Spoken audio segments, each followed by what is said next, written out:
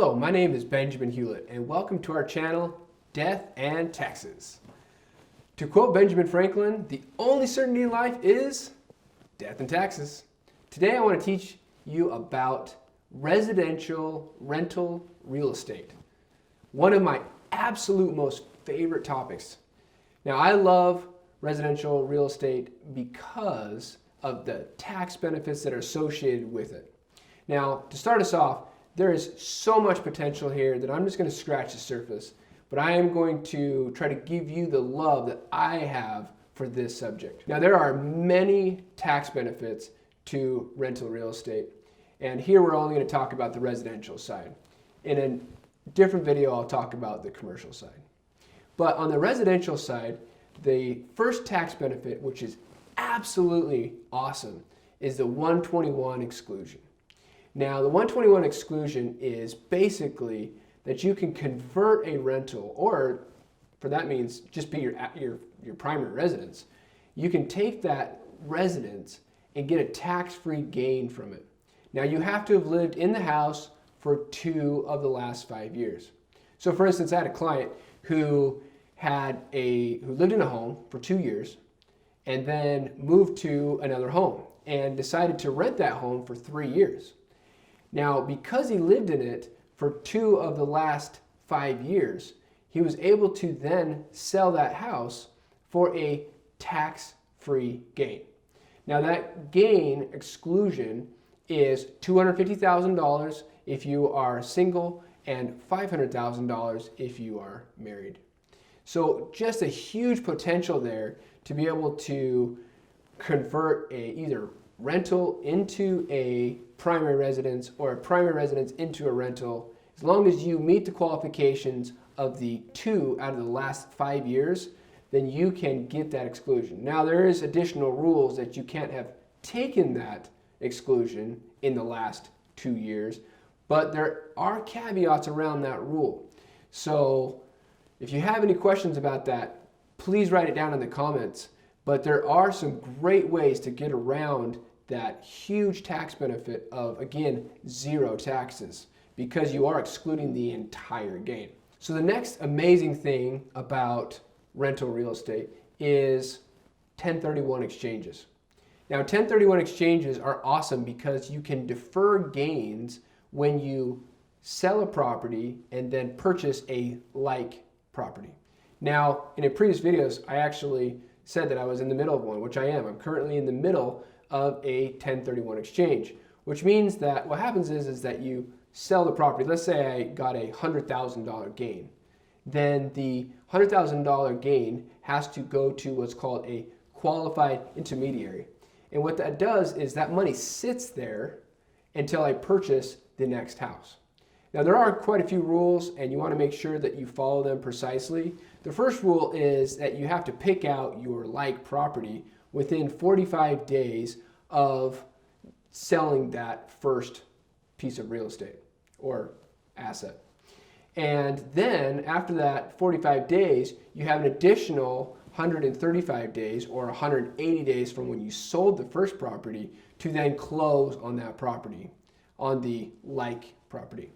So there are some rules that you have to follow, and that money can't go to you, meaning that you can't sell the property and it can't go into your bank account or you don't qualify. So you do want to follow those rules. But if you have any questions about that, please put it in the comments. I'd love to answer those if you have any specifics. But this is a great way to defer your gain. So I took that, let's say $100,000, and I'm actually putting it into 2 properties. I'm purchasing 2 additional residential rentals. So again, great way to defer taxes. You can continue to roll those 1031 exchanges as basically as long as you like. So the next way is rents. So again, residential rental property, you're going to get rents, right? So rents are great because it's passive income. Now, passive income is amazing because you're not going to pay that FICA tax, the Social Security Medicare tax. Now, that Social Security Medicare tax is 15.3%, so you're saving quite a bit of tax on this particular income. And so it's a good way to not necessarily save taxes, but to have income that's not taxed. The next thing that's great about residential real estate is depreciation. Now, residential real estate has a 27.5-year life.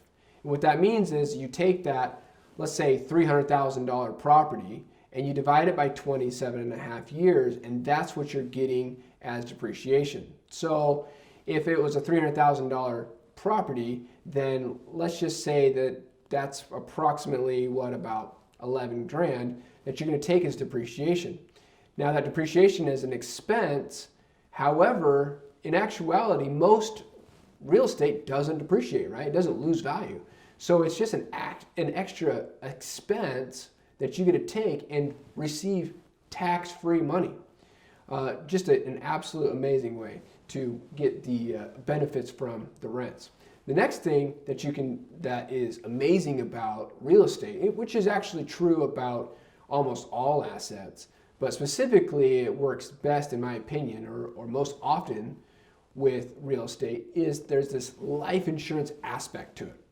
And what I mean by that is that if you own the property, let's say I own it jointly with my wife, okay? So if we own a $400,000 property and we own that 50-50, and let's say we own it for the whole 27.5 years like I described in depreciation, and now the basis of that is zero. Now I'm not taking into account land, but just for this particular scenario, we'll just call it zero. So now we've depreciated that down to zero. If my spouse dies and now I'm left with the property and I basically inherit the property, it steps up in value. And what that means is that now her portion, okay, goes up to, let's say now the property is worth $600,000. So half of that value goes up $300,000. So now my portion is still obviously worth zero, but half the property is worth $300,000. So I get to take that value and say, okay, now my property is worth $300,000. I can redepreciate that at 27.5 years.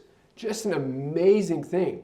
Now, that is different in certain states. So in common property states where you own the property 100%, each of you own it 100%, then that value, crazy enough, actually steps up to the full $600,000. So that only works in common property states, but it's actually an added benefit, though it doesn't work in every state like that. So you want to make sure that you follow the rules for your particular state. So again, you're getting that life insurance aspect. You can depreciate it again, you can sell it and basically have a zero gain if you're in a common law property state, or you can sell it for let's say in that scenario, you sell for $600,000, you have $300,000 basis. That means that you're only taking a gain on that $300,000. So just an absolute amazing benefit to residential real estate. So the next thing is, and one of my favorites, is not necessarily a tax benefit, but the leverage aspect of residential rental real estate. And what I mean by that is that if you put in only $20,000 into this particular property, because that's your down payment, you're getting rents or the benefit of the entire value of the property. Let's say that you put in 10% and you have a $200,000 property, so you have a mortgage of $180,000. You're getting the benefits of the full $200,000. You're getting rent off of that. So just an absolute huge benefit because you're not putting in that much money, and yet you're getting the benefit of all the rents, all the depreciation.